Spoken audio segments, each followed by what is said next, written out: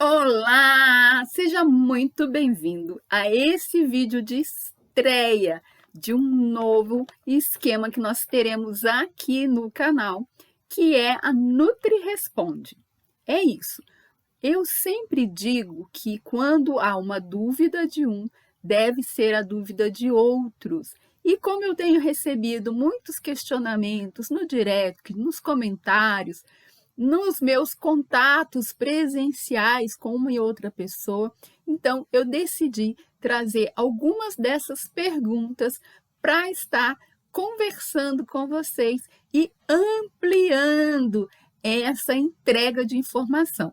Então, eu respondo para a pessoa ali no momento que ela me questiona, mas também vamos fazer com que mais pessoas tenham acesso a essas informações, porque pode ser até mesmo que não seja uma dúvida sua, que seja algo que você nem pensava sobre isso, mas de repente, ao escutar esse questionamento, você para um minutinho para refletir e, quem sabe, melhorar algumas condutas do seu dia a dia para incrementar aí uma melhor qualidade de vida e um melhor cuidado com a sua glicemia e a diabetes tipo 2. Vamos lá, então? A primeira perguntinha que eu tive foi da Mari. E ela me perguntava assim, batata doce com arroz integral e peito de frango, pode à noite? E aí a minha resposta é, batata doce é sim um tubérculo do grupo das batatas, né? Uma das batatas de bom índice glicêmico. Ela tem uma liberação lenta daquele carboidrato, então é uma boa escolha. O mesmo para o arroz integral, que ao contrário do arroz branco, que tem uma absorção rápida, é um grão, por ser integral, com uma variedade enorme de nutrientes e uma absorção mais lenta. Então, é uma boa escolha para quem é diabético. A questão é ter os dois ao mesmo tempo numa refeição. Então, para todas as pessoas, em especial aquelas que já têm diagnóstico de diabetes ou de pré-diabetes, a gente deve sempre escolher apenas um alimento do grupo dos carboidratos, porque dessa forma a gente vai ter uma maior variedade no nosso prato e um menor risco de desequilibrar a nossa glicemia.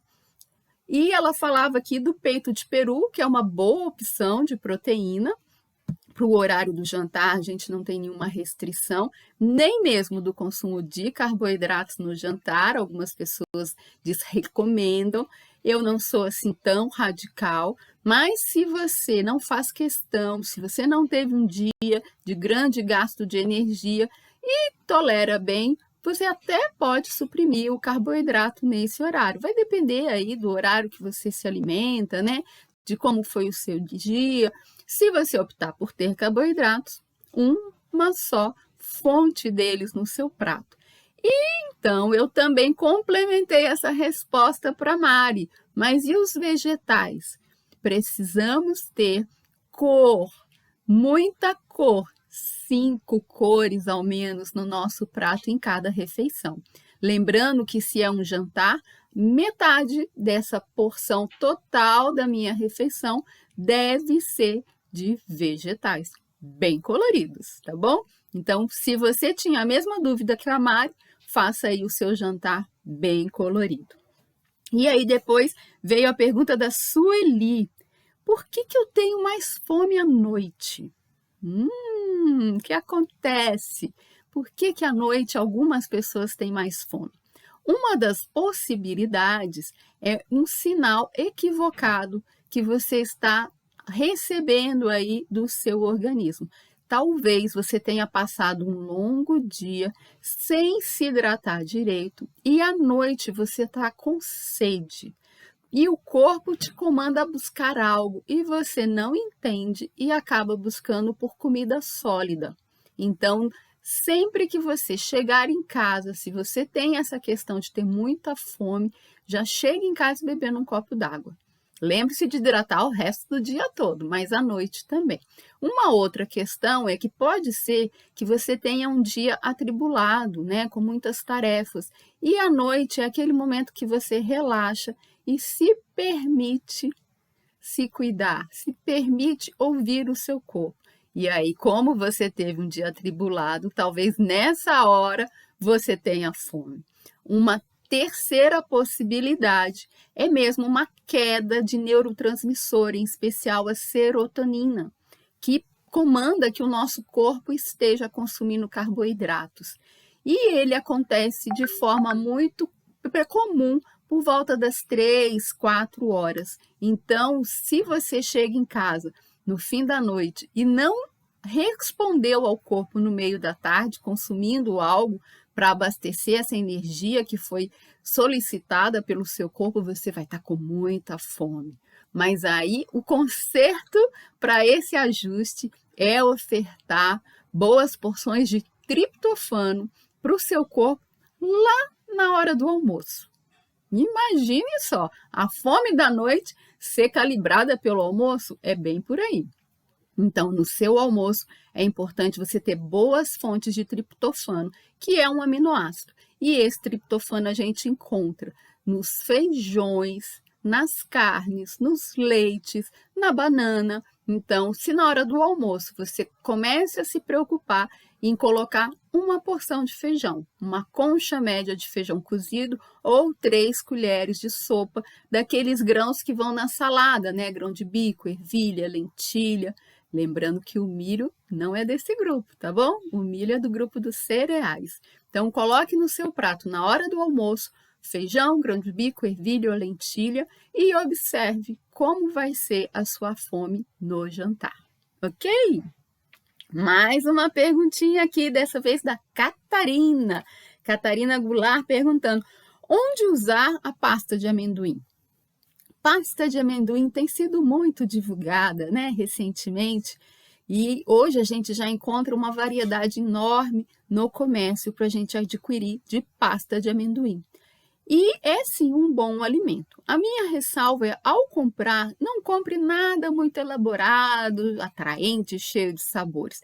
Escolha aquela pasta de amendoim que nos ingredientes está citando amendoim. Geralmente amendoim torrado, eles falam. E algumas até colocam também um pouco de óleo vegetal, mas só, não precisa de mais nada, ok? Senão a gente acaba caindo no grupo dos produtos alimentícios, que é quando tem ali adição de algum tipo de adoçante ou adição de chocolate, e aí o chocolate já vem com açúcar, com leite. Então, escolha uma pasta de amendoim da mais purinha possível. E aí você vai poder utilizá-la numa série de preparações. Você pode usá-la, né, como um substituto da manteiga, aonde você usa manteiga. Ela pode entrar na preparação de bolos, de pastas com docinhos, com castanhas, com frutas secas. Ela pode entrar também para preparo de molho de salada, de molho que acompanha peixes, tem umas combinações muito gostosas, né? Você coloca ali ervinhas, limão, vinagre, raspinha de limão e fica muito gostoso. Além disso, pode ser utilizada para enriquecer bebidas, então shakes, sucos vegetais, porque aí a gente vai entrar com um pouco da gordura e da proteína que tem no amendoim. E a gente pode utilizar também para o preparo de leite vegetal. Todas essas pastinhas de amendoins, de castanhas, de nozes, podem virar leite vegetal, na proporção de 1 a 2 colheres de sopa para um copo. O complicadinho é diluir, mas então, ou você bate num shake, que o liquidificador vai te auxiliar, ou você coloca num vidro reciclado mesmo, com uma tampinha, com água quente, porque é um produto muito oleoso, agita bem ali também, você vai conseguir dissolver essa pasta e fazer um leite vegetal prático, rápido e nutritivo. Tá? Hoje em dia, em algumas lojas de produtos naturais, é comum a gente encontrar pastas frescas, trituradas ali na hora, de castanha, de nozes, de amêndoas, de avelã. Então, também é uma boa dica para você ter essas pastas em casa para preparar o seu próprio leite vegetal. E aí, a gente já vai para a pergunta da Andreia. ela me questionou se era melhor o leite de soja ou o leite de amêndoas. E são coisas bem diferentes. Mas quando me perguntam isso, eu já estou pensando que é alguém que está comprando esse leite de caixinha no supermercado. E aí a gente precisa lembrar que é muito importante ler o rótulo. Qualquer produto de caixinha pode ser um produto alimentício, um produto industrializado, com uma série de aditivos químicos que não são saudáveis. Então, eu estou fazendo uma substituição, buscando algo mais saudável, talvez para pessoas que têm alergias, querendo melhorar o desempenho do meu corpo e trocando um produto natural, que é o leite, por um produto industrializado. Então, a gente precisa ter esse cuidado. Procure, se for comprar produto já embalado, então procure algo orgânico, pensando no leite de soja em especial, porque a soja é uma produção de monocultura no Brasil, leva muito agrotóxicos, tem a questão da transgenicidade, então procure por um produto orgânico e leia o rótulo, observe ali se ele não tem aditivos. E se for alguém com diagnóstico de diabetes, pré-diabetes, esteja muito atenta à questão dos edulcorantes, né? Ou mesmo os ingredientes terminados com ol, porque às vezes a gente não vai encontrar esses adoçantes naturais com código de edulcorantes. A gente vai encontrar eles como manitol, xilitol, eritritol, e esses ols estão relacionados a adoçantes naturais que têm uma fórmula química de álcool. Então, é importante estar de olho e estar cuidando, porque esse tipo de adoçante é calórico e altera a glicemia. Combinado? Mas, pensando então, entre a escolha do leite de soja e o leite de amêndoa, benefícios, malefícios, o que acontece? O leite de soja ele vai ter a vantagem de ter a quantidade de proteínas ali mais significante, porque as leguminosas são boas fontes de proteínas, e ele tem um pouquinho de ferro, mas ele tem baixo cálcio. Já o leite de amêndoas, ele tem um pouco menos de proteínas, que é o nutriente básico do leite, são as proteínas e o cálcio, é isso que a gente busca, né, quando escolhe consumir lácteos. Então, ele tem um pouco menos de proteína e ele não tem... desculpa, o leite de amêndoa é uma boa fonte de cálcio. Não chega aos pés do leite, mas é uma boa fonte de cálcio, porque é um cálcio de fácil absorção, já que ele está associado com outros minerais e vitaminas. A minha dica final: nenhum nem outro. Consuma dos dois, vá alternando, vá variando, porque vale a pena sempre a gente rodiziar os nossos alimentos, porque assim a gente não cria alergia no nosso corpo e permite que uma variedade maior de nutrientes sejam consumidas, tá? Pensando na preparação caseira desses extratos vegetais, em geral, a gente vai utilizar uma proporção de 1 xícara do grão, seja semente, seja cereal integral, seja leguminosa, seja castanha, 1 xícara do grão para 3 xícaras de água.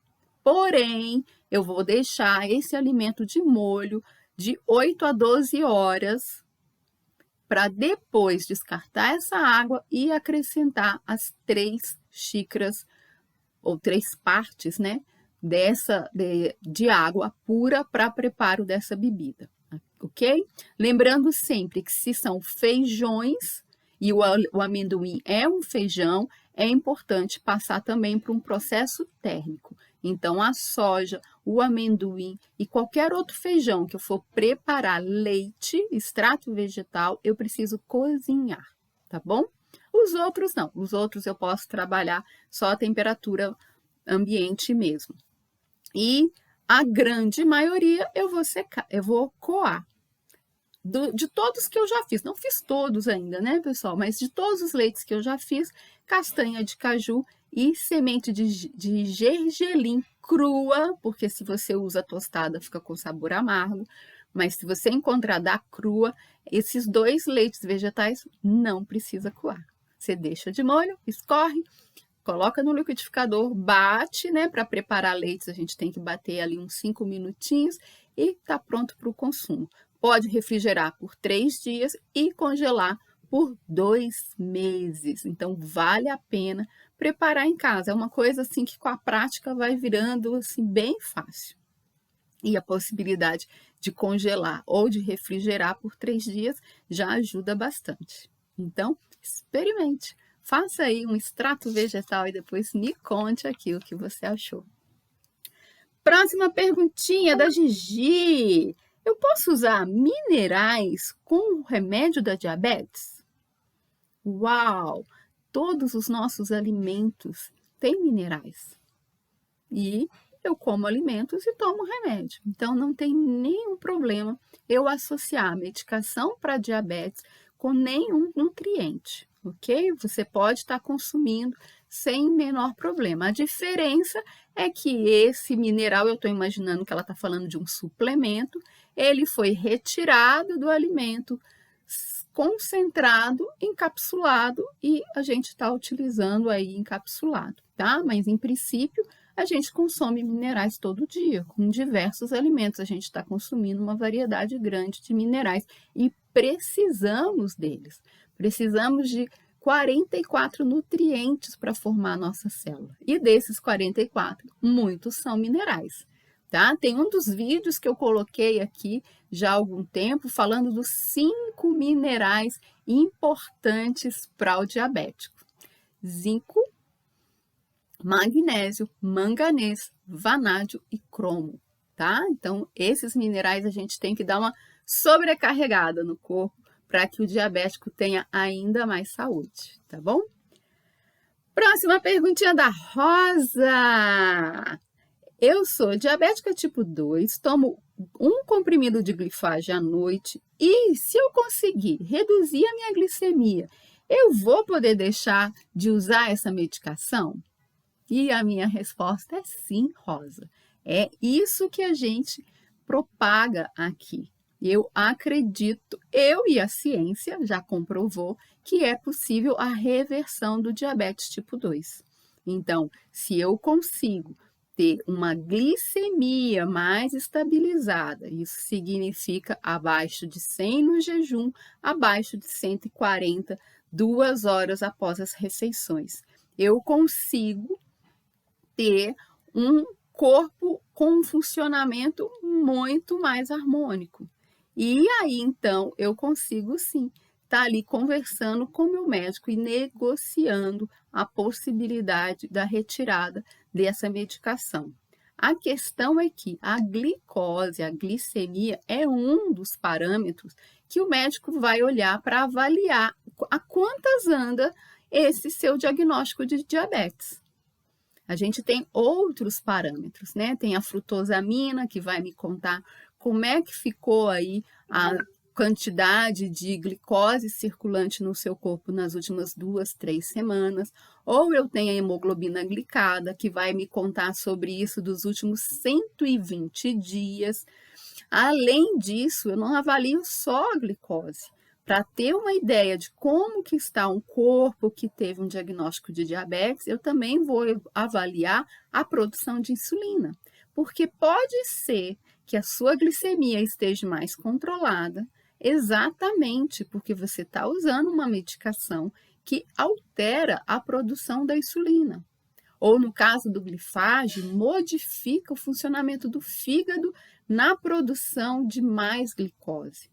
Então, é muito importante que essa decisão de retirada de medicamento seja feita junto com o seu médico. Quem põe remédio e tira remédio é o médico. E para isso, ele vai avaliar vários parâmetros. Ele já conhece o seu histórico de saúde, ele vai avaliar você clinicamente, fisicamente, como estão os seus comportamentos, as suas queixas, e também avaliar os seus exames laboratoriais, porque assim ele vai ter segurança para te recomendar a suspensão de um medicamento.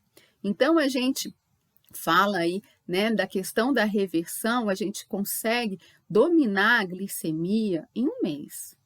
Mas a reversão do diabetes, eu só vou conseguir mexer em medicamentos depois de pelo menos 120 dias, que é quando eu tenho essas hemoglobinas glicadas aí já modificadas. Então, é um processo mais a longo prazo, mas sim, nós acreditamos que isso é possível, porque existem dezenas de estudos comprovando que isso é possível. E mais do que a retirada da medicação, é mesmo o seu estado de saúde, a sua condição, a sua qualidade de vida completamente transformada e melhorada com essa glicemia dominada aí. Mas então, é possível a gente suspender medicamentos depois que tem uma glicemia já controlada. A Gorete perguntando. Aliás, esse aqui não foi só a Gorete. Várias pessoas perguntaram sobre a linhaça. Como usar? Por que tem que triturar? Como é que eu posso aproveitar essa semente? Onde que eu coloco? Então, eu vou me delongar um pouquinho mais aqui para a gente falar da linhaça, que é uma semente fantástica. A gente tem a linhaça dourada ou a linhaça marrom. As duas são muito boas, então, via de regra, a dourada é um pouquinho mais cara, mas às vezes você consegue encontrá-la com um preço melhor também. E então, aproveite e compre da dourada. Se não tiver a dourada, a marrom também tem ótimas características. E um ingrediente muito importante, muito atraente na semente de linhaça é o ômega. É um ômega vegetal. O ômega que está ali e que vai ser transformado no nosso corpo em DHA e EPA, que são as duas porções do ômega 3, né? EPA e DHA. E aí, então, na semente de linhaça, eu tenho o ALA, que é uma gordura que dentro do meu corpo é transformada no EPA e no DHA. O EPA tem um efeito anti-inflamatório muito importante. E o DHA tem uma ação neurológica fantástica. Então, a linhaça é uma ótima fonte desse ômega, que tem esse efeito anti-inflamatório muito bom. Além disso, ela também tem uma fibra solúvel em água, que é aquela babinha da linhaça. E quando eu tenho a presença dessa fibra nos meus intestinos, elas servem como nutriente, alimento para bactérias boas que vão atuar ali no nosso intestino. E, inclusive, ela vai ter uma ação de restaurar a parede intestinal, que em muitas pessoas está com alta permeabilidade, tá? Com buracos. Tá vendo aqui, ó? Vou colocar desse lado de cá, ó. Dá para ver o azul do outro lado, né? Significa que está passando coisas aí na parede do meu intestino e indo para dentro do corpo. Mas quando eu tenho essa parede bem fechadinha, e não passa nada, tá vendo? Não tem azul aqui. Então, ela está bem fechada, impedindo que substâncias que não eram para ser absorvidas pelo meu corpo entrem. E a linhaça auxilia nessa vedação do nosso intestino. Então, é muito interessante.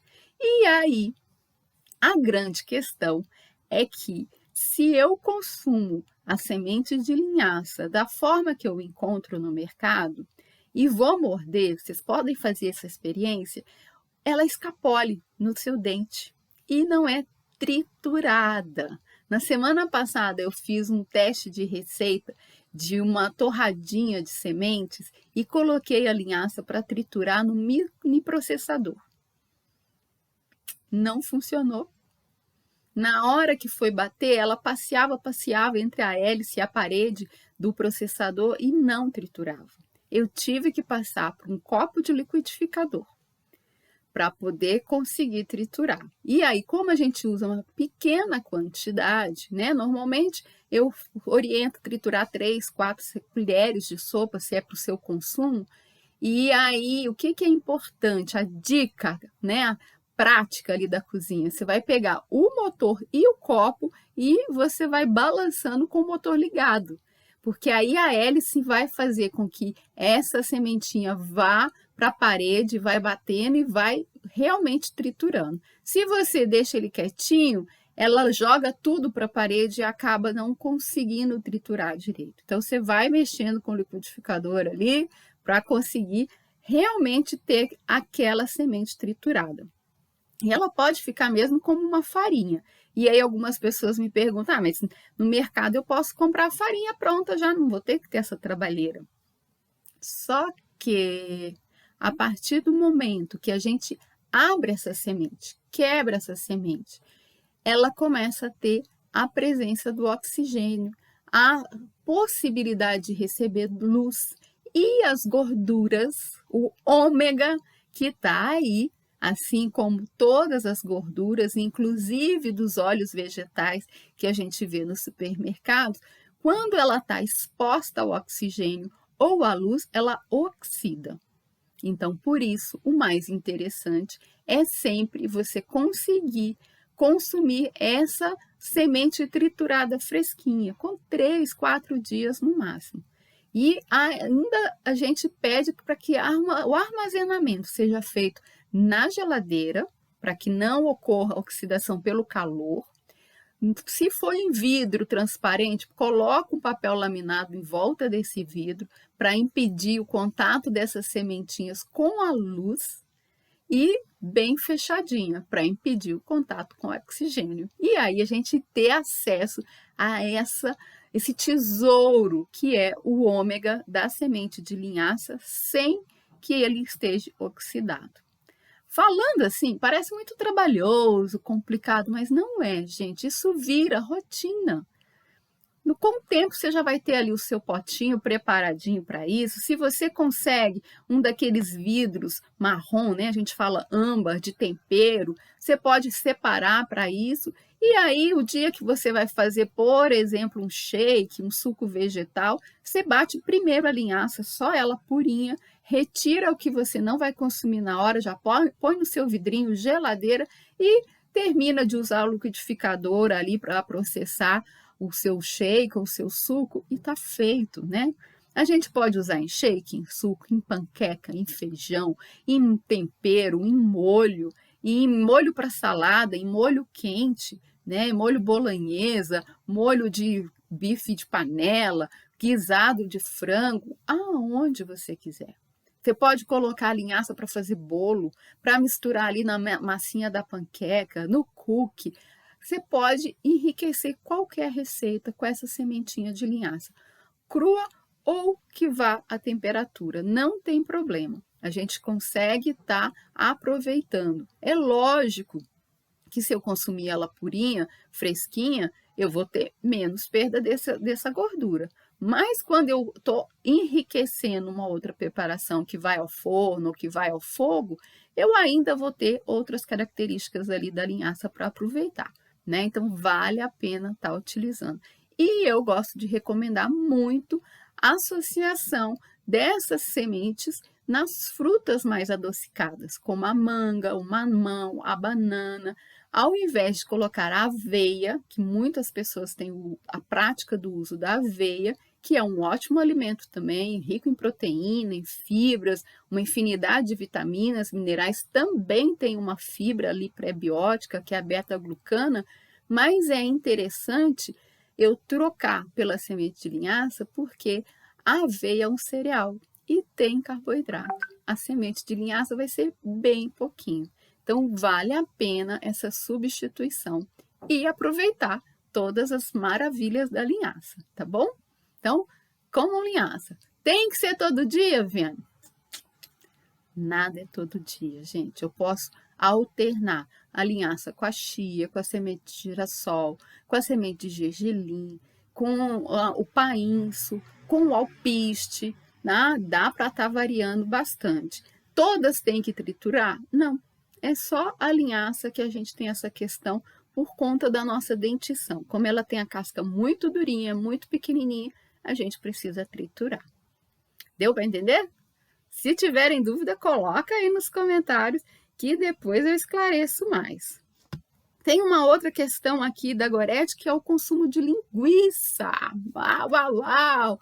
Escutei falar que linguiça não era boa para a saúde, porque é embutido. E é isso mesmo, gente. Linguiça é um embutido. Embutido são carnes temperadas, processadas, que acabam por receber aditivos químicos. Então, se você for consumir uma linguiça, que seja das caras. Por que, Viviane, tem que ser da cara?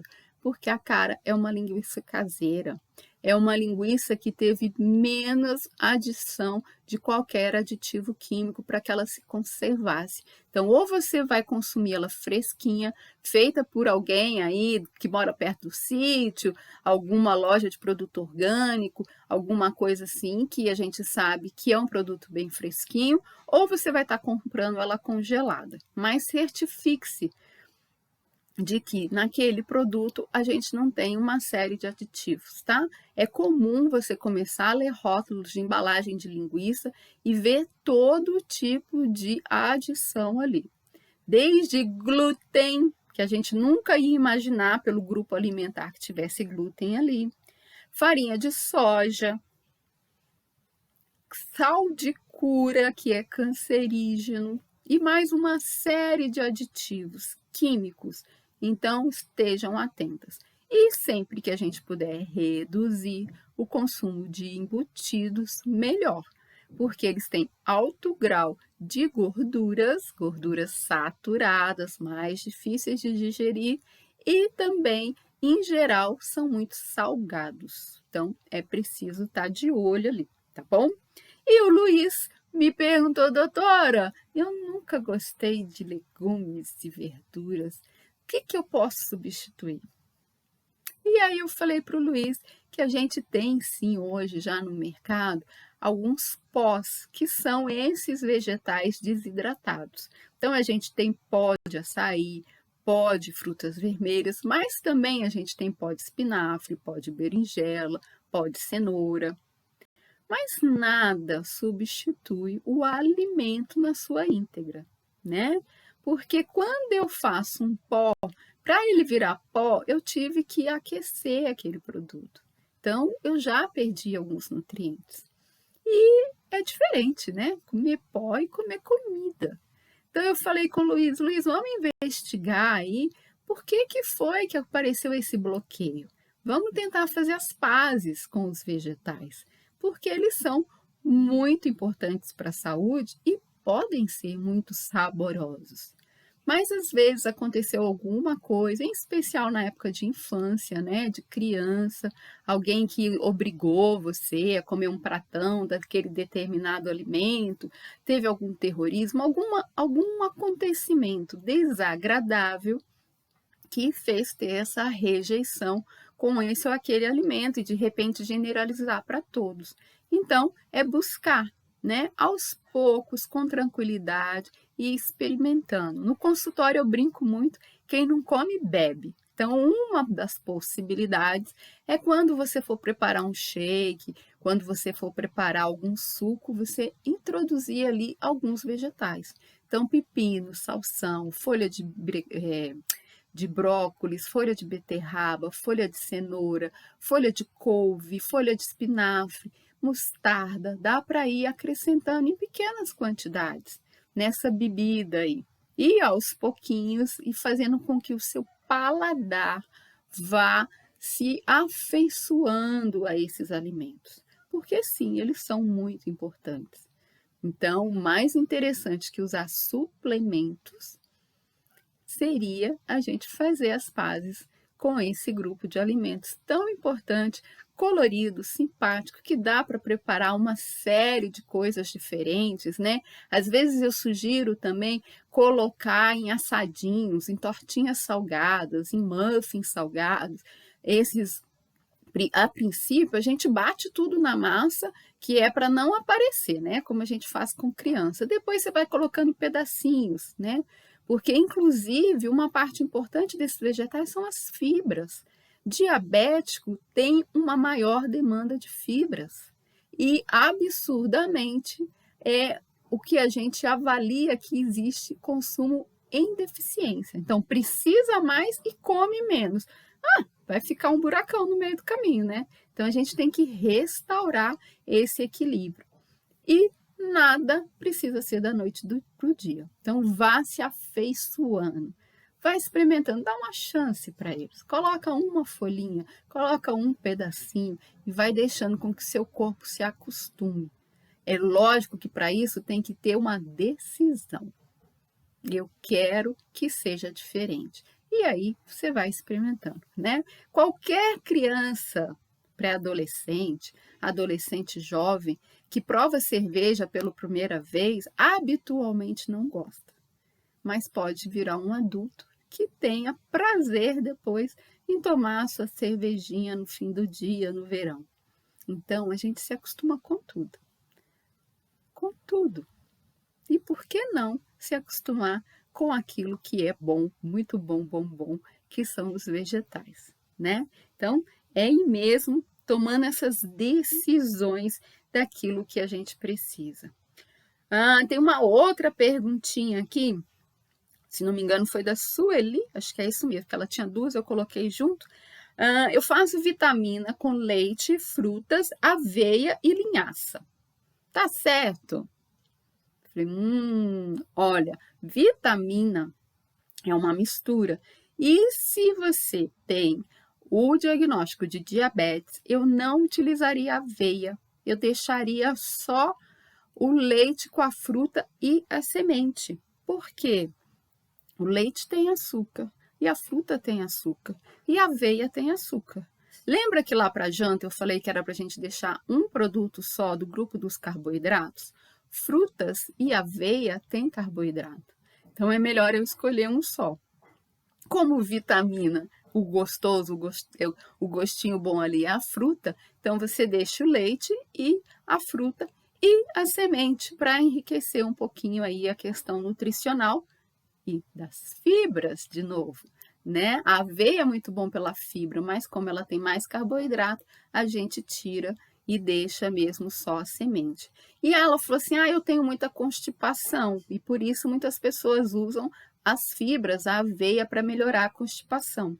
E eu preciso te alertar que essa constipação pode ser resultado de uma alergia à proteína do leite. Então, às vezes, as pessoas tomam iogurte, coalhada, kefir, ou mesmo uma vitamina com leite, acreditando que vão estar fazendo um benefício para a constipação. E pode ser que, ao suspender todos os lácteos, a sua constipação melhore, porque é exatamente a proteína que tem no leite que intensifica a sua constipação. Então, precisa testar.